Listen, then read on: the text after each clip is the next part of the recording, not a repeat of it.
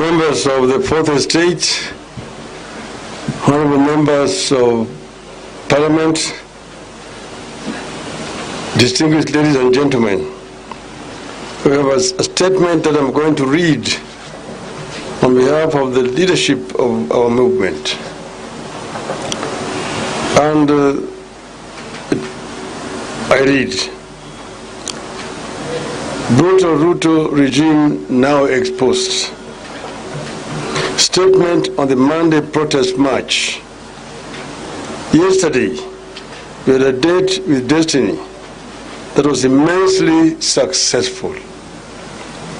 We wish to take this early opportunity to thank our supporters and patriotic Kenyans who turned out in large numbers to salvage our country.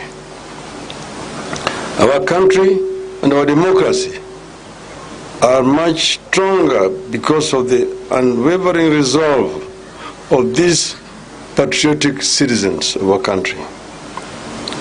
We also wish to express our gratitude to the media who shone a light on the demonstrations the whole day, and the Kenyans were able to see that it is the police who are violent and inciting the violence.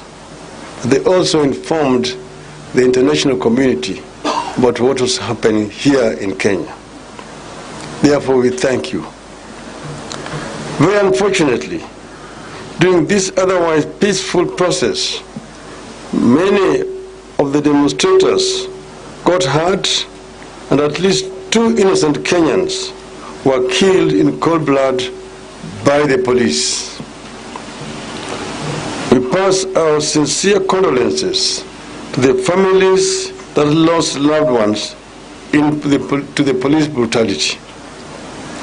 We will stand with those families in all ways, including pursuing justice on behalf of their loved ones. We will ensure that all those responsible are held to account for the lives that were cut short and the pains of those who got injured. There was an attempt on the lives of both Honorable Raila Odinga and Honorable Kalonzo Musyoka. Their cars were shot at, but luckily they were unharmed. We, however, remain horrified and disgusted by the response by the police.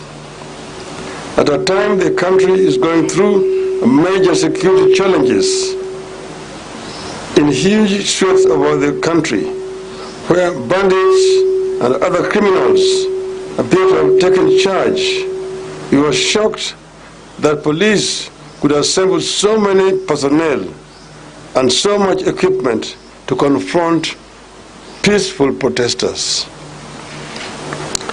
That brutality witnessed yesterday does not belong to this country. It is the more disgusting because the citizens were acting within the provisions of the Constitution and were given notice of the intention to march on Nairobi. It is impunity at its worst. We were determined to confront it as they saw yesterday.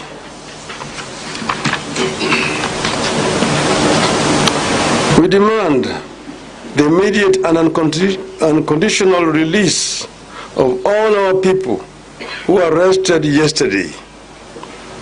We appeal to our supporters to show up and stand in solidarity with our compatriots who are being held wherever they are, including the courts.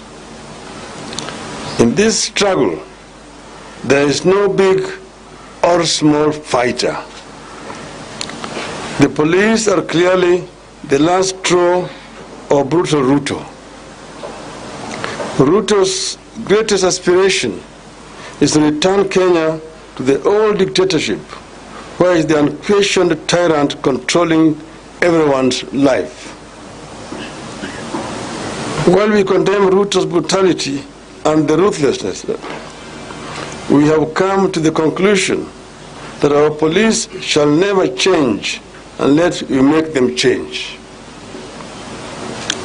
We therefore wish to make Kenyans know that we have put together a team of security and legal experts to examine the conduct and orders given by the police commanders to the officers on the streets that led to the brutality meted out yesterday.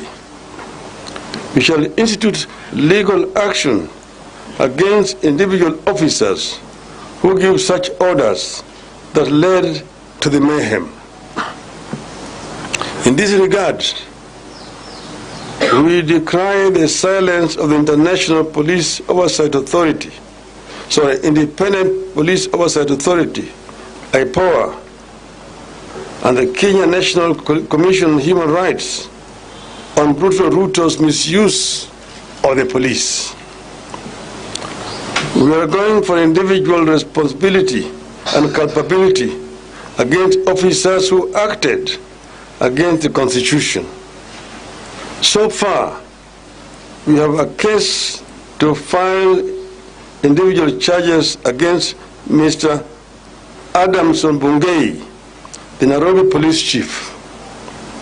We will press these charges locally and internationally. We will make Mr. Bungei and his enablers understand that the days when regimes could brutalize and butcher citizens with impunity are long gone. However, we commend those among the police who showed restraint in their actions and showed respect for the rights of their fellow Kenyans. We reiterate to our supporters and all patriotic Kenyans that this struggle is just starting. We are not looking back, and we will not be intimidated. No retreat, no surrender. Our issues remain as follows, fellow Kenyans. Number one, cost of living. We will not relent until this illegitimate regime understands that the people are hurting and that their suffering must be at the center of our priorities as a nation. We will push on until the cost of food, fuel, electricity come down.